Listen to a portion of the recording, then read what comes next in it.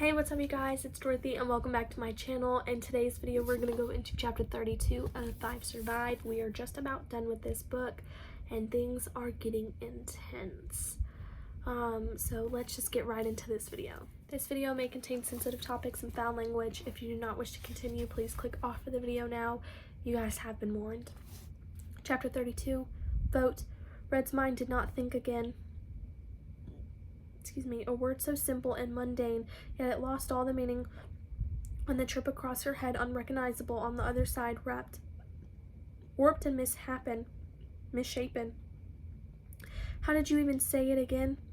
What did it mean? Did it rhyme with note and wrote and quote? All silly little words when you thought about them, because thinking about them was easier than thinking about what this vote meant. No, Arthur shook his head, teeth bared in horror. We're not doing that. We're not voting on whether Red gets to live or die. Are you sick? It's the fairest way. Oliver brushed him off.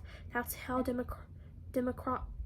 democracy works, how law and justice work. We each get a vote and the majority wins. That's fair. Was that fair? Maybe Red's understanding of it was skewed, because it didn't seem fair at all. Her life in the hands of 5 other people. But when had life ever been fair to her? Why should death be any different? We can't do this, Raina said quietly, hands disappearing up her sleeves. This can't be real. We can't do this. Does Red stay or does she go? Oliver reiterated, setting the rules, the boundaries, the two sides, stay or go, but really he should have phrased it as, does Red stay or does she die? Because that was what they were deciding here, wasn't it? If she left the RV, that red dot was going to find her and she was going to die. The man outside with the rifle was here to kill her, to stop her from testifying. The plan wasn't worth all this after all, was it? Angel, listen, Raina asked Oliver, her eyes sharpening as they met his. You'll respect the results of the vote. That's the only fair way. Obviously, Oliver spat, scrunching his face. That's the reason we're voting, Raina. He said her name differently now, cold, doubtful, like it was only half remembered. Does Red get to vote? Maddie asked, her voice thick as she held back tears. Red knew all of Maddie's voices, but still not that strange look in her eyes from before. Of course Red doesn't get a vote. He shook his head like that would be ridiculous. I'm not doing this. Arthur folded his arms, gaze hard and disbelieving as he shot it at the back of Oliver's head. I'm not. Then you forfeit your vote, Oliver said, without looking back at him. Maddie, he snapped his fingers in her direction. Do you have any more pens? Yeah, I do, she said, wiping her nose as she forced her feet back toward the dining table in the booth. Her purse was tucked just underneath the table where she'd been sitting when she and Red played 20 questions 100 lifetimes ago. Maddie bent down and rustled inside. She came back up with 4 ballpoint pens clenched in her hand. She dropped them down, plastic scattering over plastic. Beside the pen, already on the table, 5, she said, the word hollow in her mouth. Good, well done, Maddie, he said, stifling a yawn with his fist. This is crazy, Simon was saying to himself. This is crazy. Red hugged the walkie-talkie to her chest, the vibrations of the static working against her hummingbird heart as Oliver approached. Red, you go stand in the kitchen, he said, giving her a push on the shoulder. You can't see anyone's paper while they're voting. Of course not. That wouldn't be fair, would it? But she did. She moved her legs, following Oliver's instructions before her mind, and it had fully agreed to it. She passed Simon and Raina on the way to the kitchen counter, gliding past the door, their downcast eyes.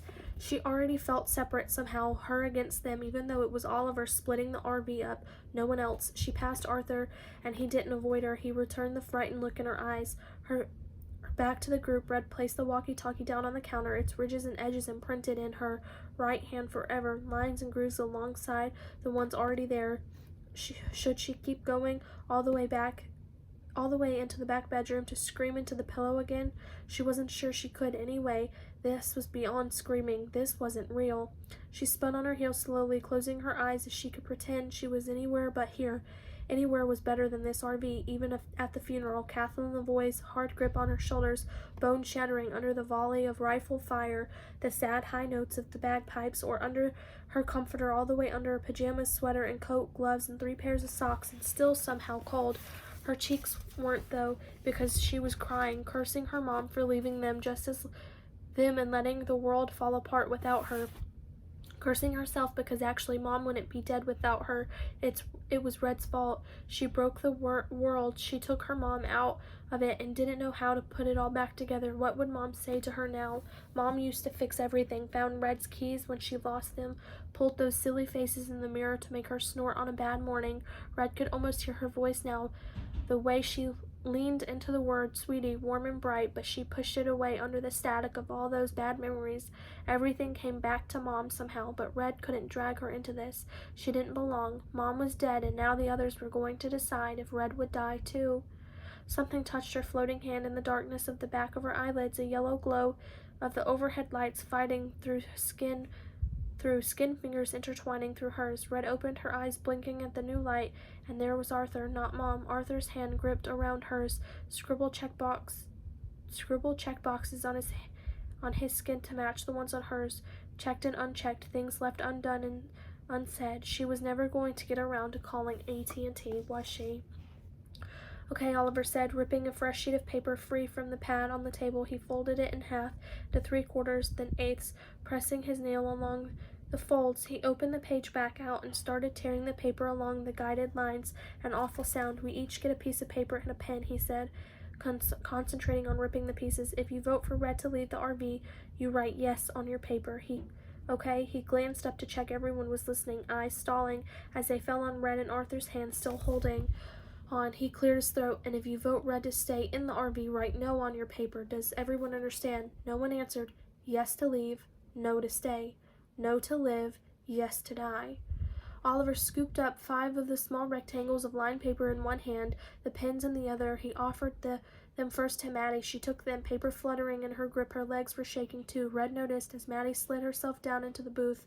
Oliver handed a pen and paper to Simon next, pointing him toward the front of the RV and the cockpit. We need to stand away from each other so no one can see how you're voting. By the door, Raina, Oliver said, dropping the pen and paper above her hand, making sure his skin didn't touch hers. They both fell to the floor, the pen with a small clatter, the paper floating feather-light through the air. Raina grabbed them both and straightened up. Arthur, Oliver said, holding out Arthur's blank piece of paper and his pen, are you voting or not? Another glance down at the intertwined hands. There was a twitch in Arthur's cheek, his eyes spinning around the RV, pausing on each person. Was he trying to work out the way everyone would vote, counting them up, the fors and the against, whether his vote was needed?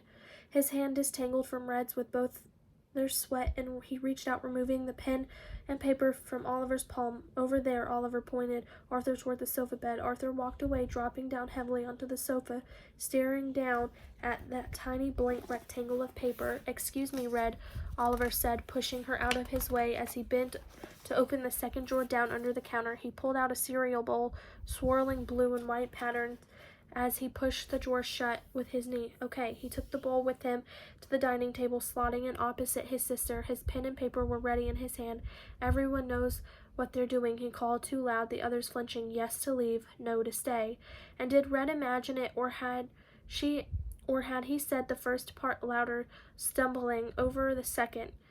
She knew which way Oliver was voting anyway. They all did. He was voting for her to die. Once you're done, fold your piece of paper up twice and then come drop it in the bowl here, he said, giving it a shake, the rim thumbing on the wood of the table. Okay, vote now. Maddie uncapped her pen, the sound of hollow and high riding up on Red's spine as she watched. Next, her eyes darted to Raina, who was writing something, leaning against her raised leg. Red couldn't tell by the movement of the pen if it was 2 letters or 3. Arthur was already finished, placing the pen down beside him, carefully folding the paper, pressing down with his thumbs, that muscle twitching in his cheek again. Simon's pen was in his mouth, eyes up to the ceiling, his piece of paper ready for him against the top of the driver's seat. Maddie's hand was cupped around her piece of paper as she scribbled something on it, pen flicking back and forth in her grip, tracing the lines of her chosen word.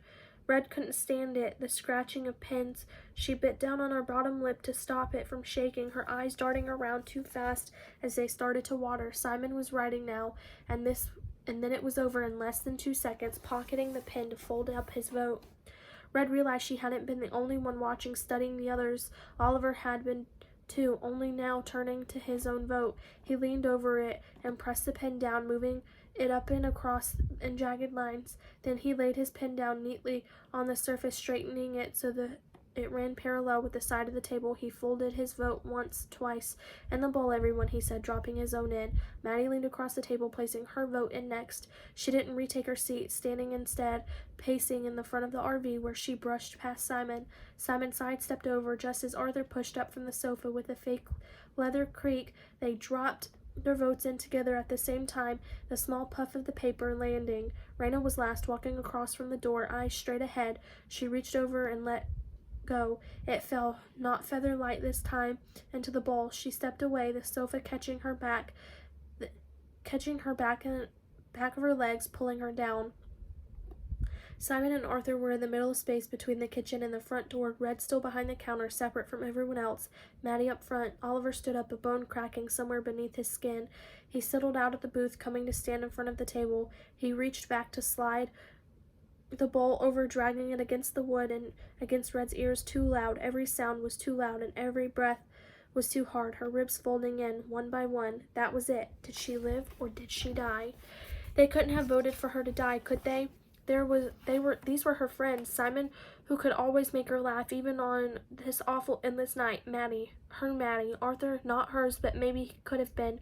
Raina, and that understanding that they had between them, their knowing glances. Oliver picked up the bowl and gave it a shake, the pieces of paper sliding over each other, whispering and shushing. What did they know that Red didn't? Oliver placed the bowl down and picked up and nodded. Placed the bowl back down and nodded. At least he was kind enough to not be smiling. His hand moved into the bowl, shuffling through the papers. He pulled out the first vote, plucked between his fingers and thumb. He unveiled the double-folded eye, skipping across the words written there. "No," he read aloud. "No." Red's heart leaped to her throat. No. One vote for her to live. Her hands were shaking, but she needed them, sticking out the thumb of her right hand to keep the tally. One vote to live. Oliver was digging through for the next vote, pulling it out. His lips tensed. "Yes," he read. Red's heart sank again, dropping into the acid of her stomach, where it fizzed and fizzed like a two-way radio. Yes, one vote for her to die, but she'd known that was coming. She knew Oliver was voting yes. She didn't need to be scared, but her heart didn't listen, drowning down there. Red stuck out the thumb on her left hand to match. One vote each. Oliver picked up the next folded piece of paper, pulling it apart. "No," he said, dropping the open vote on the table beside others.